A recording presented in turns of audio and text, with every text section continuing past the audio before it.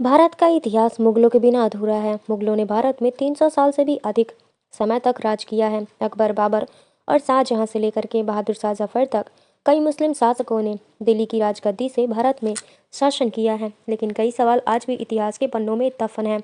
आखिर मुगल भारत क्यों आए थे? मुगलों ने भारत में अपना साम्राज्य कैसे स्थापित किया? राजपूतों और मराठों के रहते कैसे विदेशी ताकतों ने भारत में इतने लंबे समय तक राज किया? और आखिर क्या है मुगलों के इतिहास की असली कहानी? आइए हम आपको इस वीडियो के जरिए आपको बताते हैं। तो दोस्तों, अगर बाबर हिंदुस्तान ना आता तो आज भारत में मुगल साम्राज्य की स्थापना ना होती। भारत में कभी लाल किला, ताजमहल जैसे भव्य इमारत ना देखने को मिलता, क्योंकि बनता ही नहीं। बाबर का असली नाम था चरुल मोहम्मद और उसका जन्म 14 फरवरी 1483 में फरजाना में हुआ था। फरजाना आज के समय में उज्बेकिस्तान के अंतर्गत आता है। बाबर को तैमूर और तंजोर खान का वंशज भी कहा जाता है। केवल 12 वर्ष की उम्र में ही बाबर फरजाना की राजगद्दी संभालना शुरू कर दिया था, और यह बात बाबर के कुछ रिश्तेदारों और उनके अंकल्स को बिल्कुल भी पसंद नहीं आया था, और उन्होंने बाबर को हटाने के लिए षड्यंत्र करना शुरू कर दिया था। फरजाना और सरमकस के बेदखल ने कर दिया था। कई सालों बाद 1504 में बाबर ने अफगान की राजधानी काबुल को जीत लिया था और अपनी सत्ता स्थापित कर ली। लेकिन बाबर सिर्फ काबुल से संतुष्ट नहीं था, बल्कि वह अपने साम्राज्य का विस्तार करना चाहता था। बाबर जानता था कि उसे साम्राज्य का विस्तार करना है तो इसके लिए धन दौलत भी बहुत ज़रूरी होगा। उस समय भारत से ज़्यादा धनशाली कोई भी नहीं था, और उसके पास था दुनिया भर में सबसे ज़्यादा। भारत को दुनिया का सोने का चिड़िया कहा जाता था। 1525 में बाबर ने भारत में एंट्री करने की योजना पर काम करना शुरू कर दिया था। भारत को गुलाम बनाने और यहाँ पर राज करने के लिए ये उद्देश्य से भारत में रुकना चाहता था।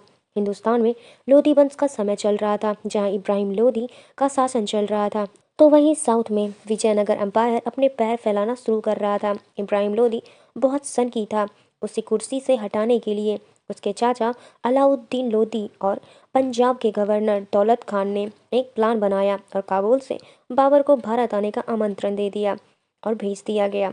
जैसे ही उसे ये मौका मिला, वो तुरंत ही अपनी सेना के साथ उसने भारत की ओर रुख बदल लिया, और 15 दिसंबर 1525 को उसने सिंधु नदी पार करके, बाबर के पास सिर्फ 12,000 सैनिक ही थे, और सिंधु नदी को पार करते ही बाबर ने पंजाब प्रांत को जीतना शुरू कर लिया था।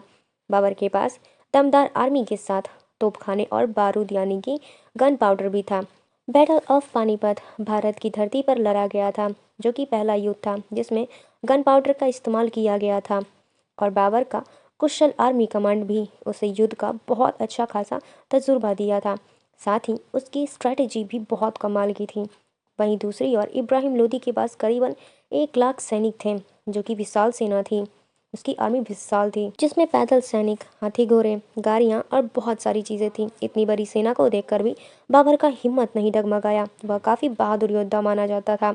काबुल सहित पूरे अफगानिस्तान और उज्बेकिस्तान में आज भी लोग बाबर को एक महान योद्धा के रूप में जानते हैं।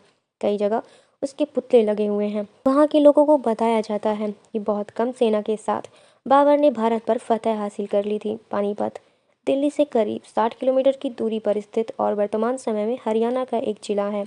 बाबर ने इब्राहिम लोदी को युद्ध के लिए ललकारना शुरू कर दिया था, और अपनी राजनीति वह पहले ही बना चुका था। उसने दुश्मन के इलाके में एक खाई खुदवाना शुरू कर दिया था, जिससे कि लोदी की सेना ज़्यादा फैलाव न कर पाए, बाबर की सेना को आसान से टारगेट कर सके। बाबर की सेना के कुछ लोग ने कहा था कि हमें वापस लौट जाना चाहिए, लेकिन बाबर ने वापस जाने से साफ इनकार कर दिया। उसने कहा कि हम इतनी दूर आए हैं तो दिल्ली जीते बिना वापस नहीं लौटेंगे। बाबर अपनी सेना की प्लानिंग भी बहुत अच्छी तरीके से करता था।